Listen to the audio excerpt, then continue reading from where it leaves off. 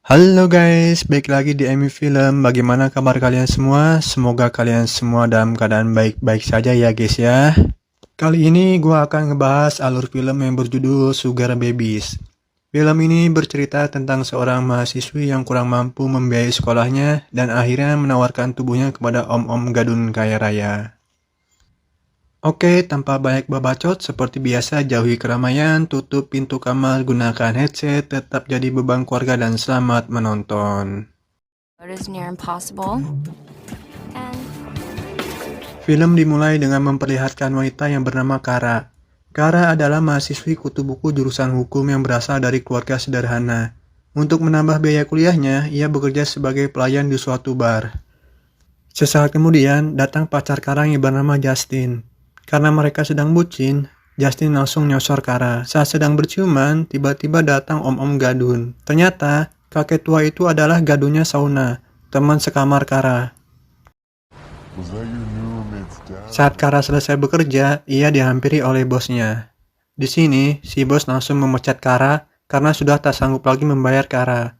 Alhasil, Kara pun sedih dan pergi dari sana. Singkat cerita, esok harinya sehabis pulang kuliah, Kara pun terkejut tiba-tiba Sauna punya banyak gaun yang harganya sangat mahal. Melihat hal itu, Kara pun bertanya kepada Sauna dari mana dapat uang sebanyak itu. Sauna pun menjawab ia mendapatkannya dengan sangat mudah. Ia pun mengajak Kara untuk ikut dengannya pada pesta malam hari jika ingin tahu bagaimana dapat uang banyak dengan cepat. trust me, you'll love it. Saat malam tiba, mereka pun datang ke pesta itu. Ketika baru masuk, Kara pun terkejut karena di sana banyak om-om tua bangka yang sedang bermesraan dengan gadis muda. Karena belum terbiasa, Kara pun merasa risih. Akhirnya, ia pun izin kepada Sauna untuk pulang duluan karena tidak nyaman berada di sana. Ketika hendak pulang, tiba-tiba seorang gadun yang bernama Grant menghampiri Kara. Di sini, Grant sedikit merayu Kara. Grant tahu bahwa Kara adalah gadis luwu yang sedang butuh uang. Grant pun menawari Kara bahwa ia bisa membantu Kara dan memberikan banyak uang seperti ATM berjalan Kara. Namun, karena Kara masih takut dan malu-malu, akhirnya ia pun menolaknya dan pergi meninggalkan Grant. Esok harinya, Kara pun pulang ke rumahnya. Ketika ia masuk, Kara melihat ibunya yang sedang bersedih. Dan ketika ditanya, ternyata mereka punya hutang berobat ke rumah sakit sebesar $80.000. Ayahnya yang seorang montir pun tentu tidak punya penghasilan yang cukup banyak. Melihat hal itu, Kara pun akhirnya kembali memikirkan mengenai tawaran Grant semalam. Singkat cerita, akhirnya Kara mulai berguru kepada Sauna. Di sini, Sauna mengatakan bahwa Grant adalah om-om yang paling kaya di antara yang lainnya. Dan Kara sangat beruntung dapat tawaran dari Grant. Sauna pun mengatakan bahwa tugas Kara hanya melayani saja. Setelah selesai, Kara akan mendapatkan bayaran yang setimpal. Karena sedang butuh banyak uang, akhirnya Kara pun menerima tawaran Grant. Yes, it is. Oh. Kara, take it from someone. Esok harinya, Kara pun pergi dengan jet pribadi milik Grant.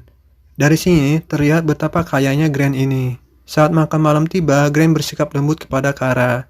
Ia pun sangat peduli terhadap pendidikan Kara yang mana hal tersebut membuat hati Kara sedikit luluh kepada Grant. Buy a special. Think about it. Setelah makan malam selesai, Kara pun diajak pergi ke rumah Grant yang sangat besar. Di sini, Kara terlihat malu-malu kucing. Namun, Grant mulai merayu Kara dan membawa Kara ke sebuah kamar. Karena Grant sudah tak tahan lagi melihat kecantikan Kara, akhirnya mereka pun melakukan mantap-mantap.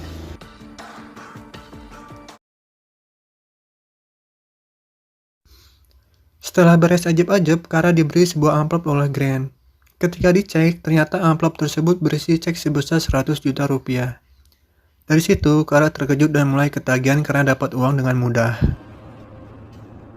Esok harinya, Kara pun menceritakan keseruan bersama Grant kepada teman-temannya. Di situ, mereka merasa iri kepada Kara karena bisa dapat om-om yang paling kaya raya. You're surprised? Says you have a boyfriend, don't you? And then it's all over. Dari uang itu, Kara pun sedikit bisa membantu kedua orang tuanya untuk membayar hutang. Setelah beres bertemu orang tuanya, Kara yang hendak pergi tiba-tiba dapat telepon dari Grant. Ia meminta Kara untuk menemuinya pada malam hari. Di sini, Kara menolaknya karena sudah ada janji mantap-mantap dengan pacarnya.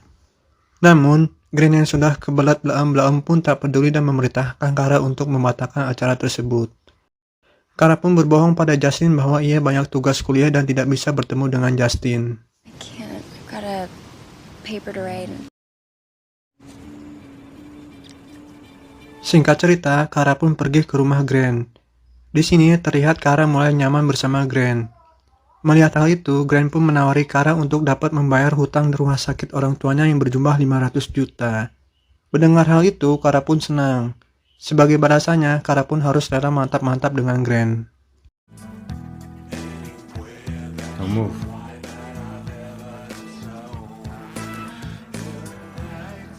Selain itu, dalam perjalanan pulang, Kara pun diberikan anting berlian oleh Grant yang sangat mahal harganya.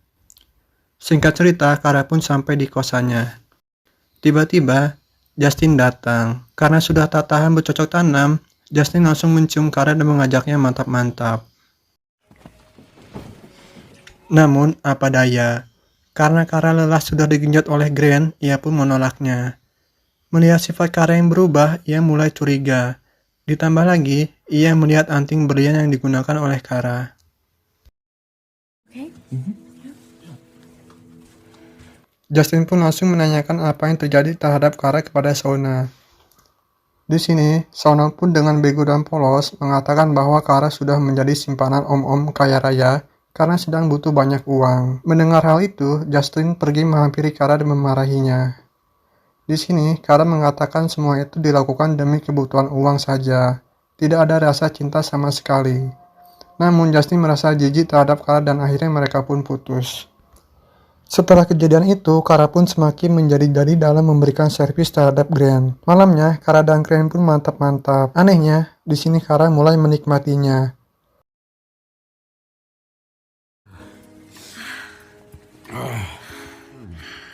Sexually. Merasa puas dengan servis Kara, Grant pun menghadiahi Kara sebuah mobil. Ketika pulang dengan mobil barunya, Kara menabrak sebuah mobil yang membuat depan mobil barunya itu rusak. Untungnya, tidak terjadi apa-apa terhadap Kara. Lalu, Kara pun membawa mobil itu untuk diperbaiki oleh ayahnya.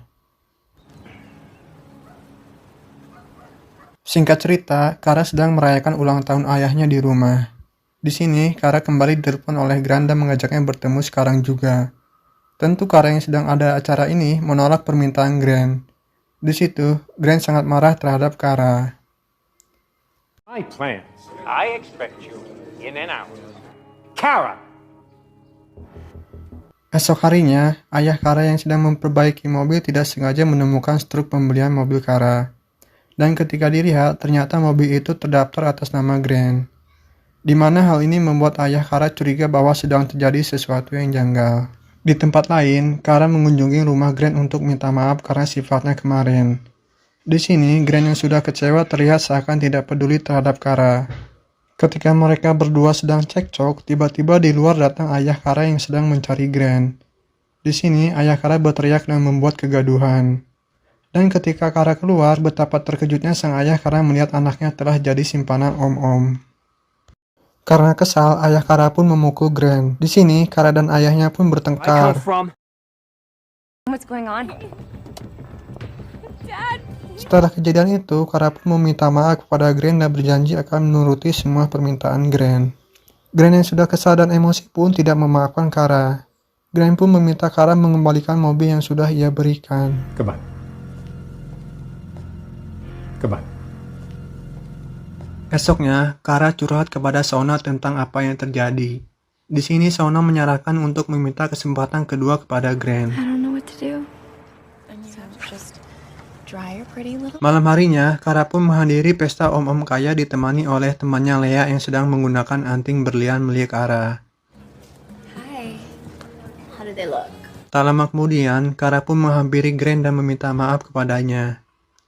Ia meminta kesempatan kedua kepada Grant dan berjanji akan menuruti semua kemauannya. Akhirnya, Grant meminta Kara dan temannya Lea untuk ikut ke rumahnya dan menunjukkan kepadanya siapa yang sebenarnya pantas ia bayar. Singkat cerita, mereka berdua pun sampai di rumah Grant. Di sana, Lea menawari Kara narkoboy agar mereka berdua bisa melewati malam yang sangat suram ini.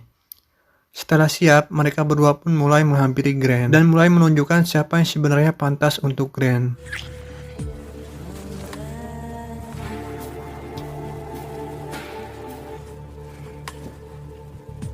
Namun, karena Kara sedang di bawah pengaruh narkoboy, ia merasa pusing dan pergi ke toilet.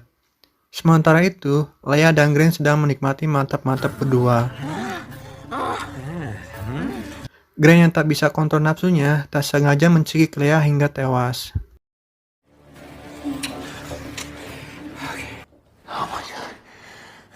Ketika Kara balik ke kamar, ia kaget karena melihat Leah yang tak sadarkan diri.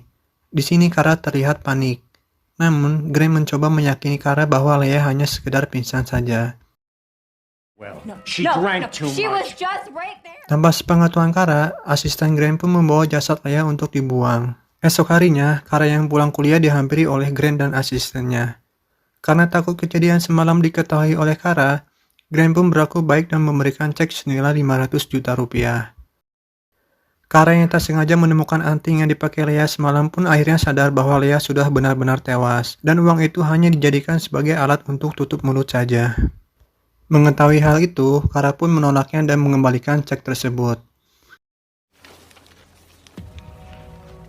Kara pun bercerita kepada Shauna apa yang terjadi terhadap Leah. Namun, Shauna yang blow on pun tak percaya sama sekali. You could blow this for all of us. Last thing that these guys want. Malam harinya, ketika Kara menelpon ayahnya untuk meminta maaf, tiba-tiba ia diculik dan disekap oleh asisten Grant. Mendengar suara anaknya teriak, sang ayah pun langsung pergi menolong anaknya. Singkat cerita, tibalah Kara di suatu tempat. Dengan keadaan terikat di bagasi mobil, Kara berusaha membuka ikatan tersebut. Saat bagasi mobil dibuka, Kara menendang asisten Grant itu dan berhasil kabur. Namun, Kara yang kabur berhasil ditemukan oleh asisten Grant itu. Saat hendak menembak Kara, datanglah sang ayah yang langsung menolongnya. Akhirnya, Kara berhasil diselamatkan. Setelah itu, Kara pun menelpon polisi menceritakan apa yang terjadi dan memberitakan polisi untuk menangkap Grant yang hendak kabur menggunakan jet pribadinya. Untungnya, polisi tiba di bandara tepat waktu. Dan akhirnya, Grant ditangkap atas kejahatannya karena telah terbukti membunuh Leah. Walaupun sekarang Kara sadar sudah tidak mempunyai mesin ATM berjalan, namun ia bersyukur bisa lebih dekat dengan keluarganya dan menjalani hidup normal. Film pun diakhiri dengan memperlihatkan Kara kembali bekerja di sebuah restoran. Dalam film ini, kita belajar bahwa gadun tidaklah baik untuk gadis muda. Di balik uang yang mudah didapat, pasti ada sesuatu yang buruk di belakangnya. Sekian alur film Sugar Daddy. Buat kalian jangan lupa untuk klik ke subrek channel ini ya, agar semakin berkembang. Kita bertemu di next video ya guys ya. Yang sudah menonton video ini, saya ucapkan hatur nuhun, thank you.